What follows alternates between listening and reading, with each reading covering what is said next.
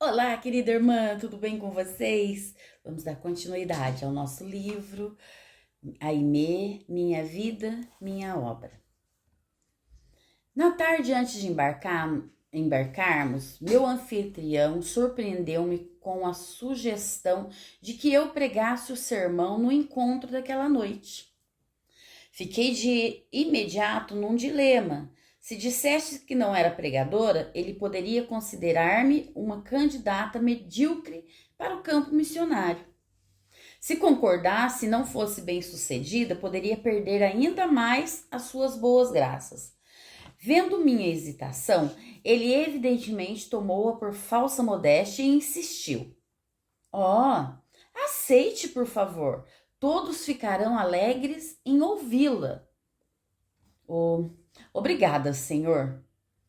Tudo bem, então. Manda o carro buscá-la às 7 horas. Mas, senhor Paulo... A porta fechou-se por trás das suas costas, vestidas num terno bem trabalhado. Eu não tinha escapatória.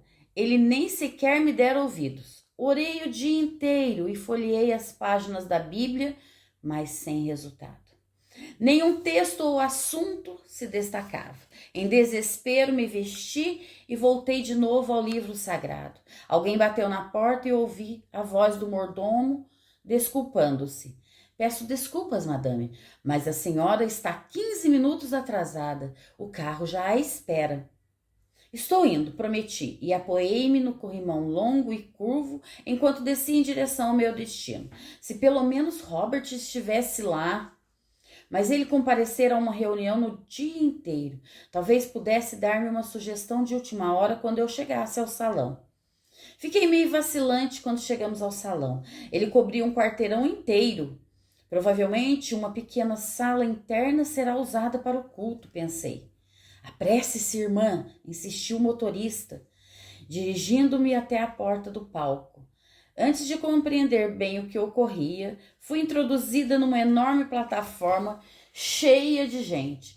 Tomando fôlego, lancei um olhar petrificado para a vasta audiência que se levantava em fileiras até o alto do quinto banco do auditório.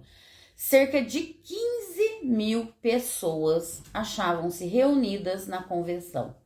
E vários oradores já estavam alinhados e prontos para pronunciar as suas mensagens. O ministro encarregado voltou-se para mim e disse: nossa missionária está alguns minutos atrasado, mas agora chegou, falará imediatamente. Com isso, ele inclinou-se cortesmente e sentou. Olhei aturdida à minha volta. Se alguém começasse a cantar um hino, eu poderia sentar-me um momento e folhear as páginas da Bíblia numa última tentativa. Mas o ministro sentara na última cadeira vaga e ali estava eu. Fechando os olhos, orei através dos dentes trêmulos. Senhor, se já me ajudou alguma vez na minha vida, ajude-me agora. Minha Bíblia abriu-se em Joel, capítulo 1, versículo 4. E o versículo parecia destacar-se em negrito. Sentindo-me quase como uma banhista começando um mergulho profundo, passei a falar. O Senhor, o que deixou o gafanhoto cortador, comeu e o gafanhoto migrador. O que deixou o migrador, comeu o gafanhoto devorador. O que deixou o devorador, comeu o gafanhoto destruidor. Gafanhotos, cortadores, migradores, devoradores, destruidores? Que Deus me ajude. Que texto para um iniciante. Eu sabia que estava prestes a desmaiar. De repente, algo aconteceu.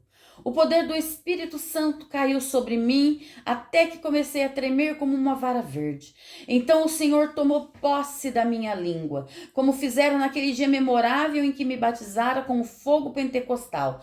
Só que desta vez falei em inglês. As palavras pareciam fluir sem volição consciente ou iniciativa própria.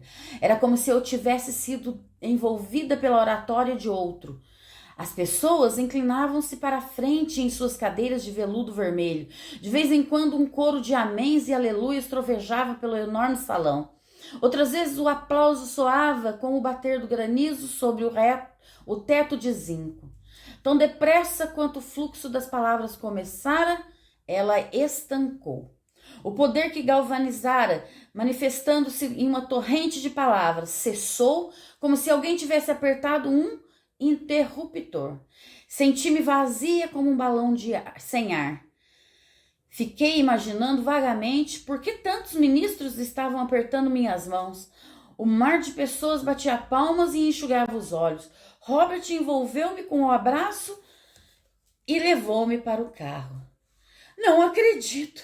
Como é que consegui? Eu não sabia que tínhamos um segundo pregador na família. Você vai melhorar fazendo o trabalho daqui adiante. O louvor de Robert era um bálsamo aos meus ouvidos. Quanto tempo você levou para preparar esse sermão? Oh, Robert, comecei a chorar. Não fui eu que o fiz. Foi como se estivesse falando em línguas, só que em inglês. Bom dia, querida. A voz de Robert veio suavemente de algum lugar perto do dossel. E como está, senhora pregadora, nesta linda manhã? Murmurei sonolenta. Bom dia. Por que você está todo vestido? Vamos embarcar para a China hoje, mocinha. Ah, é claro, eu deveria estar de pé e arrumando as malas. Não se preocupe, estamos vivendo na casa de um milionário e as empregadas já fizeram tudo isso. O mordomo apertou a última tira e o motorista está agora colocando tudo no carro extra. Que chique! Aproveite enquanto pode. Talvez essa seja a última oportunidade, querida. Você encontrou o Sr. Pólio? Ele gostou do meu sermão de ontem?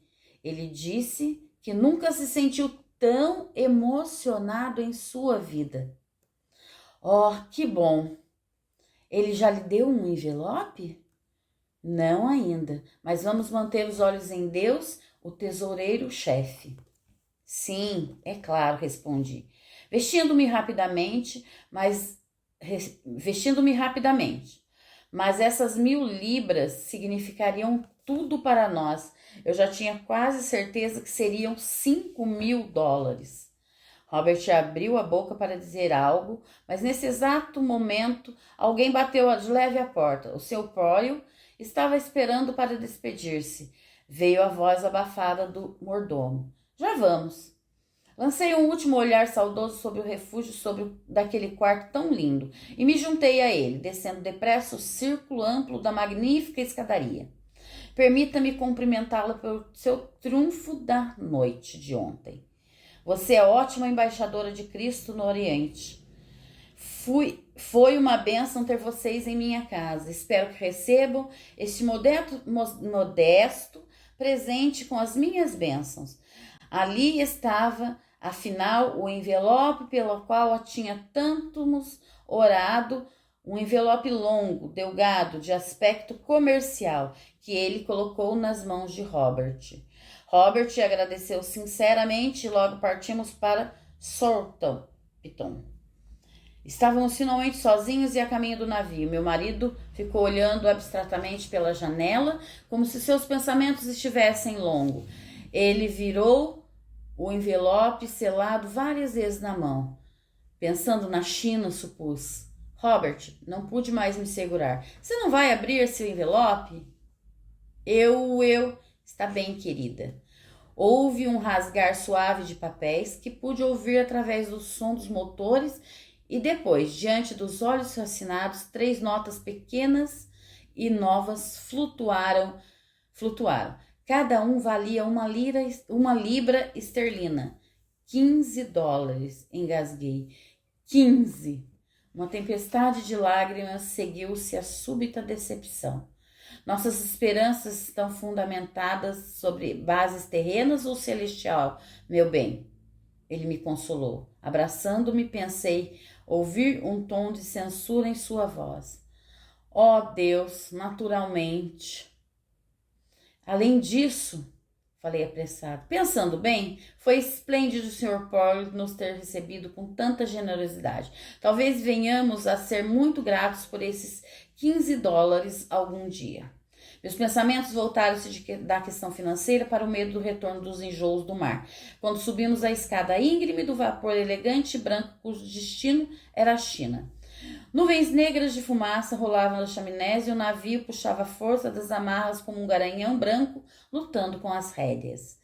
A seguir, uma neblina espessa que parecia um creme de ervilhas desceu, ocultando o cais e as ruas. O tráfego ficou lento e, à medida que a névoa aumentava, um paciente condutor acendeu sua lanterna e ficou à frente do seu bonde para guiar o motorneiro. Os navios tocavam as sirenes, os motores roncavam. Adeus, querida Inglaterra, envolta em nuvens. Vamos parar por aqui hoje. Que o Espírito Santo de Deus esteja em sua vida, sua casa, sua família, nos abençoando, trazendo paz, nos aconselhando e nos ensinando a cada dia a seguir em frente. Assim como a Aimee, que acreditou muito em Deus, acreditou nas suas promessas. Deus é contigo, minha irmã. Ele não falha, ele não tarda. Embora pareça que às vezes tudo pareça ao contrário, o Senhor está restituindo, está curando, está limpando e na hora certa Ele entra com a providência. Amém? E não esqueça, acostume-se.